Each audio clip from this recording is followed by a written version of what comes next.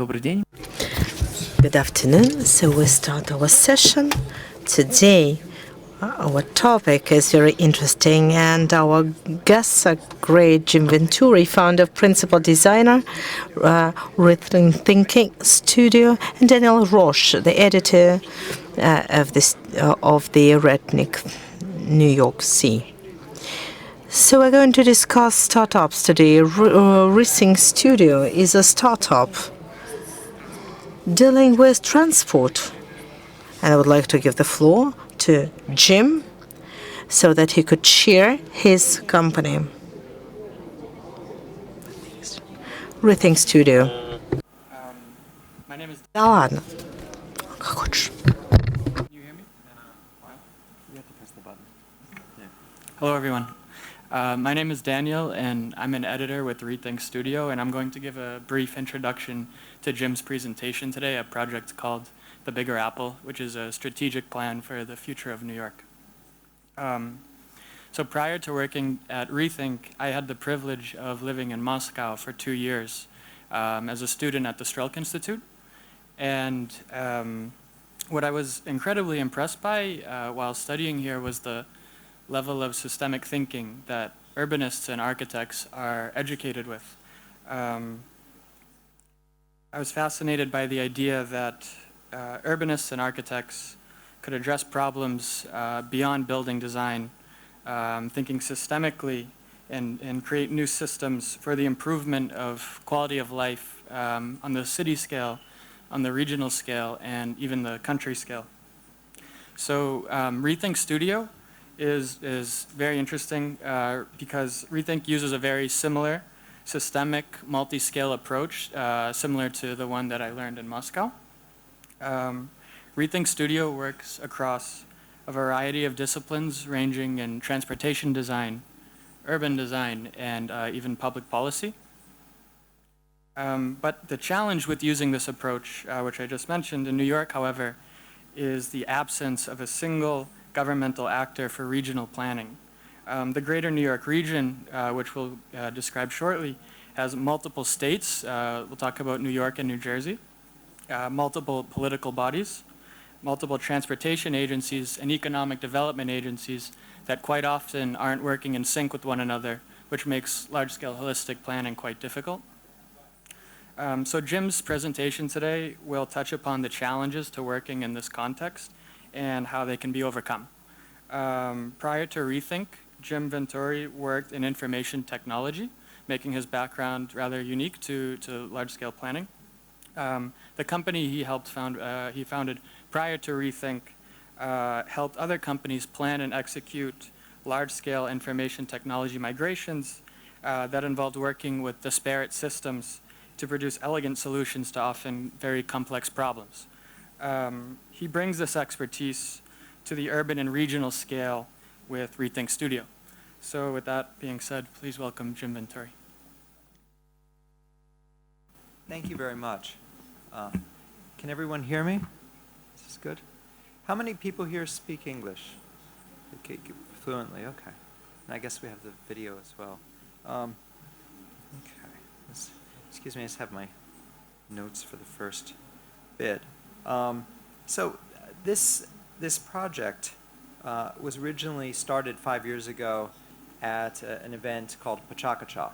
And it was really born out of the frustration of the planning problems that Dan was mentioning in New York and some of the priorities and coming up with an alternative approach to that.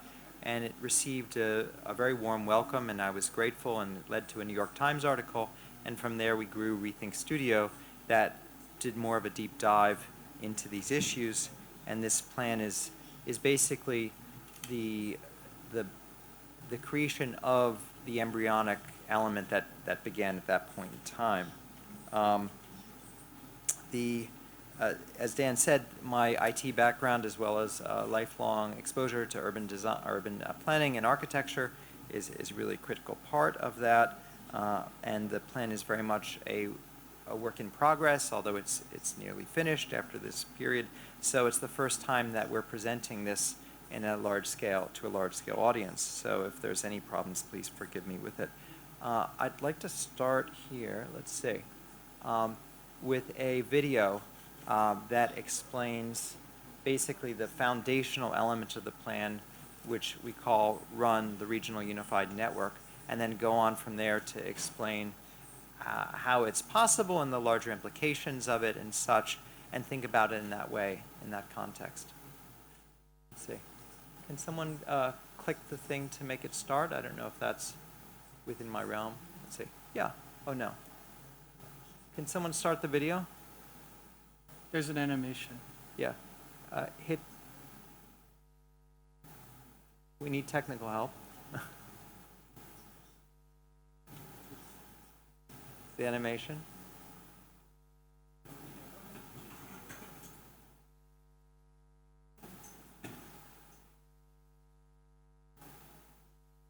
It's embedded, yeah. My clicker does not start the video. Yeah.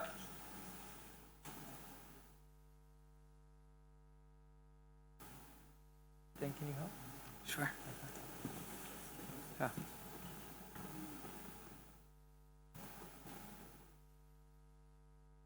Okay.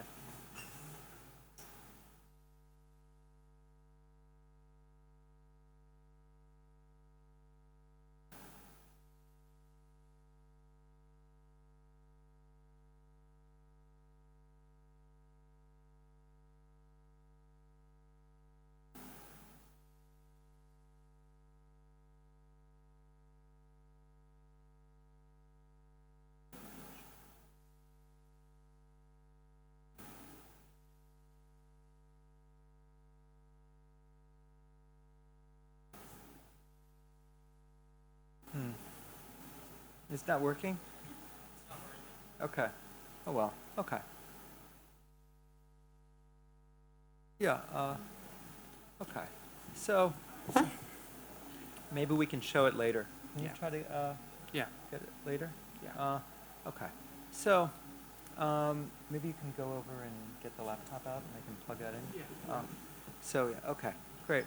So basically, RUN is this regional unified network, which is a approach that allows us to be able to take the transportation systems of today and connect them together in a through-running way, the way Paris or London is doing now with Crossrail and the implications of that. That's what's happening in most major cities, but in New York there's a different approach, which is to build more terminals. And so that's what Amtrak's Gateway does, which is build a new terminal south of the existing Pennsylvania station. There's an addition to the Port Authority bus terminal, which is another terminal, and Sunnyside Yards decking project.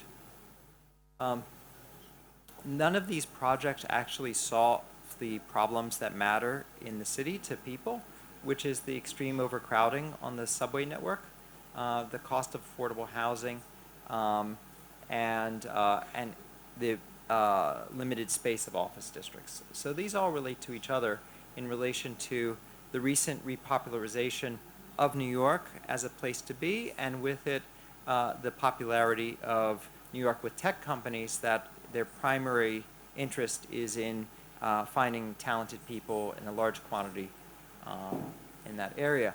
And so you see Google and Facebook and Amazon as well in New York in that context. And KPMG, the accounting firm and consultancy, produced this survey and basically found that New York was the top, second to Silicon Valley.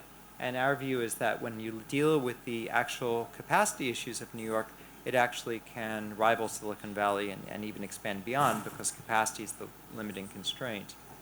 And that's basically what we're saying here. And so, you know, basically transportation is the foundation and is the critical element in New York that limits capacity. When we looked at planning in New York today, what we found from those proposals as well as others, political viability was the #1 design constraint that was trying to be solved for by the planners. Not by the politicians, but by the planners. And the reason is because New York is both fragmented in terms of the politics that Dan was mentioning, but also because of the fact that there's a 1970s mindset of New York, of all those wonderful movies that people have seen, like Taxi Driver and these things that's somewhat dystopian, but it created a sense that there wasn't a need for increased capacity as such. But now there's crime has gone down, transportation is the limiting factor, and there's a new approach that's needed, and it's a 21st century approach, and it's our approach, which basically flips the logic on its head.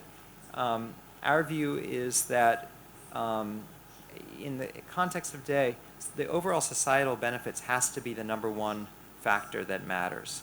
Quality of life is a critical factor in attracting and retaining staff and bringing in opportunities. Secondly, you can't legislate that. You have to build it through economics, and the infrastructure to support both quality of life for people and also economic growth.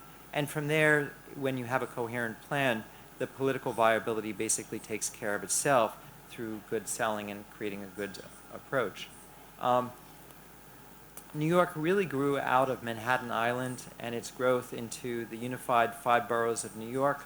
The retrenchment that we've talked about led to the Big Apple campaign, and what we're talking about is acknowledging the regional area around New York, 25-mile radius, which we call the Bigger Apple. This coincides with the only bi-state entity, the Port Authority of New York and New Jersey, which handles these issues and their jurisdiction, but it really gives the land necessary for New York to expand. And so our strategy is basically to leverage the value of New York, its brand, and its sort of experience to the larger area. And we do that through transportation, basically, through frequent transportation, not appointment-based transportation where you miss a train and you have to wait an hour, but rather the experience that one has with the subway and such. And we do it through 2 very practical transportation proposals that take the existing budgets from the aforementioned projects, the projects I mentioned before, and adapts them to this new approach, but in a way that harvests a lot greater opportunity through real estate development and then also economic development, which yields greater tax use. I'm going to talk about that quickly. So the expanded tax base is a critical component that comes from this economic investment, and that keeps reinvestment in transportation office space going. The critical factor in New York, how many people have been to New York? Terrific. Okay, so Manhattan is what is known as New York. If you're in Queens, you talk about going to the city, you're going to New York often, which of course is incorrect, but it shows a mindset. But that's actually how the transportation systems are structured. The New York City subway system gets people to Manhattan from outer boroughs, and principally to Midtown Manhattan, which is where the subway overlaps with the suburban transportation, which includes 3 different commuter rail services that are both physically incompatible with each other in separate agencies, as well as buses from New Jersey coming across from the Hudson, which is more than double the number of people that come from the commuter rail service from that, so that's sizable. Our regional unified network with this image is basically a plan to unify these through these infrastructure proposals that I mentioned before. Here's a map of these disparate commuter rail systems, and basically these terminals that are in Midtown, the bus terminal to the north, the 2 rail terminals for coming from Long Island and New Jersey at Penn Station, and Grand Central with the Metro North Railroad. The plans today that I mentioned, Gateway brings new 2 tunnels, but a new terminal south of Penn Station. The bus terminal, they're planning to expand 2 more floors. 900 buses per hour, a bus every 4 seconds presently comes through the Lincoln Tunnel. We believe that and these other projects require a rethink. The city wants to deck over a rail yard in Queens and put 20,000 units of housing. We see this as short-sighted when this could be a mixed-use office district in that same location. So the premise of all of these is a single core city when New York has grown beyond a single core. And so basically our approach is rail to those places with a new tunnel connecting to the lines that are going to Grand Central, and from there you're able to connect everything together. And we have what we call the Regional Unified Network here, which is in green. And from there, we're able to get 269 million square feet of office space, give or take, in Queens, as well as 300,000 housing units in that same location, simply because you're able to get the mixture of the subway and the city coming, transportation systems, the suburban transportation systems coming together there, and therefore it can offer the same value that Midtown Manhattan offers today. Now that allows for a lot more money to pay for the cost of these major infrastructure proposals that are presently on the drawing board. So it's a better way to harvest. I'm going to go ahead. And this is what it looks like on a regional scale, all of the green going through Pennsylvania Station, as I mentioned. The buses, another very important element. Our approach is to basically put the people on rail at rail hubs in the state, replace that eventually with shared mobility that allows people to be able to get there. And so this rail becomes the spine of the regional transportation system, and surface shared mobility provides the mechanism to get to that, bypassing the bottleneck, which is the interstate highway systems, which are going to be much more clogged out with autonomous vehicles than they are today even, which is already crowded.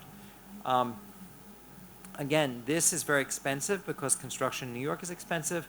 However, the removal of the bus terminal yields 6.5 blocks of Midtown office space, which produces $20 billion to $30 billion worth of value, and therefore pays for these tunnels on top of the not having to pay for adding to the bus terminal. So provide a better service to multiple cores, moving to a triple core, and also pay for it through this variety. And this is called Run 42. Lastly, in this piece of the infrastructure, there's an abandoned rail line that's lightly used for freight, used to be passenger, in Brooklyn and Queens, and this provides the means of which to connect the subway in these areas to this triple core environment in Sunnyside, Long Island City, Midtown, and Newark, New Jersey. I'll get to that in one sec. And this is sort of what the map looks like, with the red going through 42nd and the green going through Penn Station. So what does this mean in terms of capacity? This means an additional 2.1 million homes, 269 million square foot of office space regionally. It also means preservation of older buildings in Midtown Manhattan because there's other places to build. So that's another critical component. And this basically shows how we redirect the existing projects to our new projects while keeping the language that the bureaucracy understands of the same agencies building it, same time frame, same budget. Lastly, the phase 2 is the expansion of Newark, which local transportation can add another 212 million square feet of office space and additional 1.1 million homes. And so what you have essentially is transportation, housing, office space is no longer a critical factor in New York. Now, all of a sudden, in terms of competing across the world, with English being the lingua franca, and very importantly, what New York has to offer that nowhere else has to offer is, as a foreigner, you can feel at home in New York, I think, and I've heard that over and over again for people who come to New York, more than any other foreign city, because the United Nations is there, and hopefully we maintain that, because I think that's very attractive and a great economic boon. And to further get people to New York, this new cores offers the opportunity to be able to expand our considerable base of universities that are in the region, as well as attract worldwide universities. In the US, Stanford, MIT, and Carnegie Mellon all applied to have a New York City campus on Roosevelt Island, and Cornell and Technion University ended up doing it, but with the new cores there's more space. So bringing people in and talent, which is the critical factor in competing in global marketplace, is critical for this, and to that, the urban experience is the critical component that we're able to do, and that's why transportation is at the realm of this. What this looks like economically, the first phase, which I showed how it was paid for, produces an increase in GDP for the city of $149 billion in annual tax revenue. So that's a lot of money to maintain and to grow the city. And from that growth can equal further growth in terms of Newark, allowing the Big Apple to become the bigger apple and realize its true self. So in a sense, what this really is about is critiquing the present plans, which are very siloed, solving a single problem with a lot of money at the cheapest price possible to solve that problem, and therefore having a low value ratio. And our approach is by thinking more broadly about the economic, the social, and all of these things, but in a practical way, you can deliver far more value to the city in general. And New York was a case study because it was so badly mismanaged with this, but this can apply anywhere, and that's why we're very excited to give this here today. I think it probably went a fair amount of time, so we probably don't have time for the video, but thank you.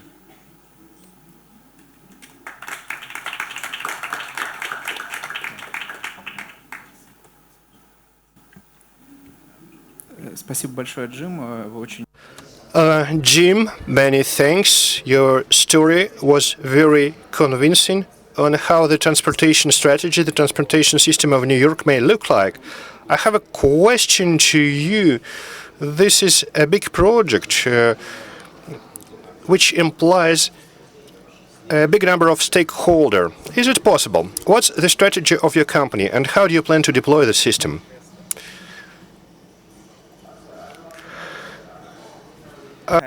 So this is quite an interesting what you just described, and the whole transportation system, how they could work differently.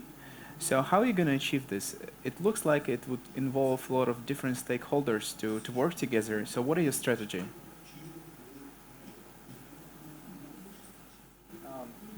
Bureaucracy.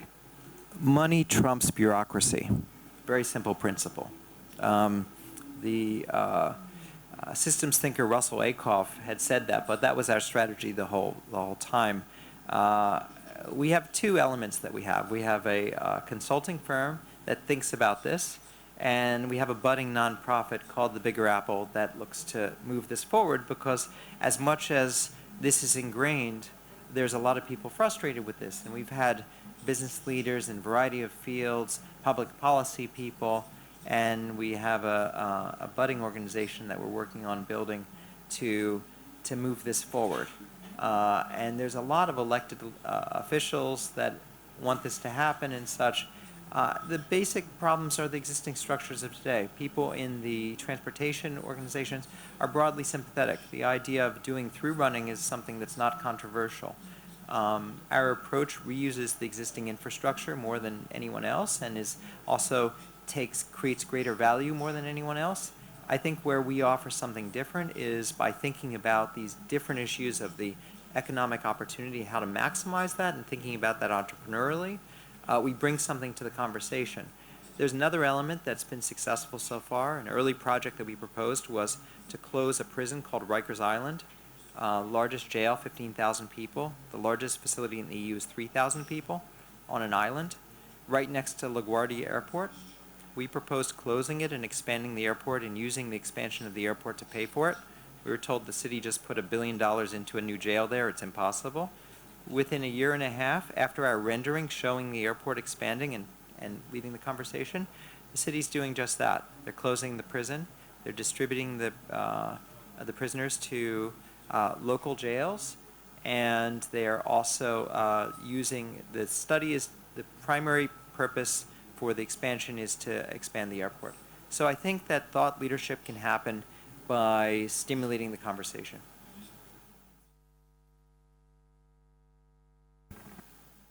It's also very interesting. What are the different international cities or cases you were considering when you were working on the concept for New York?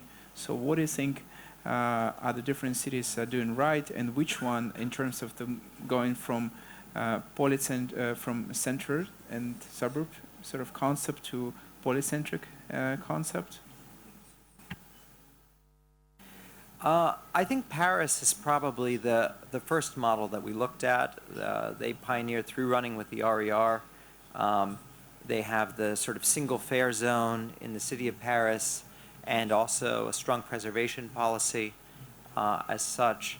And they had the biggest problem because their metro is a far lower scale than the New York City metro, and they had situations with people being pushed onto the tracks. So they had to create a new system that used the existing infrastructure of the commuter rail, but provided far greater scale than the metro provided. So they were able to leapfrog, and we're using that same approach of leapfrog in the ReThink plan.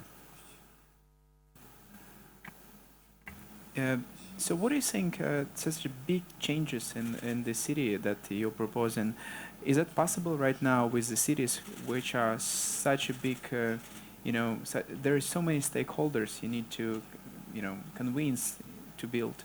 So do you think such a bigger projects, what a city should do to be able to run these projects, to implement it? We have interesting ideas in Moscow how we can integrate the rail into the city.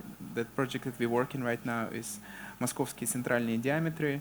So what are the key factors the city should look at when they consider running those big projects? I think each city is different, and I'd love to learn more about Moscow because you have a lot of opportunity. When I look at the map and I've experienced, there's a lot of land being used outside the third ring, I guess, for the rail yards and such, or the second ring. And so does this, if this is able to have through-running solutions, does that have implication on rail yards? And does that have implication on a potential for housing? And does that potentially produce multiple benefits from a single project at a greater scale that makes it possible to fund these things in a greater way? The other element, I think, is learning from IT. In transportation, there is often an attitude in other places where the end user is hostage to the decisions of the bureaucrat. This means that often engineering leads with what's easy from an engineering perspective. In designing apps for phones, if the end user is not considered, even if the engineering is better, the app will lose to something that is easier. So I think the idea of connectivity, ease of connectivity, and privileging that over everything else is a critical component. I think that comes from an attitude that the personal automobile is the competition, and that the shared mobility options are all comrades in arms, so to speak, against that. Thank you very much, Jim, for the interesting presentation, and спасибо гостям нашей сессии. Thanks to all guests of our session for taking part in it. Thank you.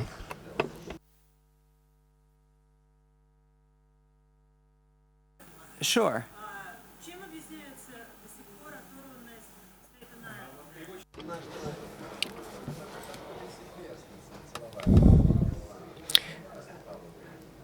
How can you explain that our transportation network is separated from other modes of transport in Staten Island? Why is it still disconnected from New York? It's disconnected from New York because it's physically on the other side of the Hudson with New Jersey. And that when it was connected, the Verrazano Narrows Bridge was a very large project. It accounts for the curvature of the Earth because it's a long span. And that was built at a time when the automobile was the most popular. It was developed around an area of suburban New Jersey, where other parts of New Jersey are far more dense than Staten Island. For anyone who doesn't know, New York City is 8.5 million people, 400,000 live on Staten Island, and the landmass of Staten Island is probably larger than Brooklyn, which is the largest borough. So there is this issue. It's physically farther away from Manhattan and such. So all of those reasons that are historical to the rail and the patterns of development have led to Staten Island being the way it is.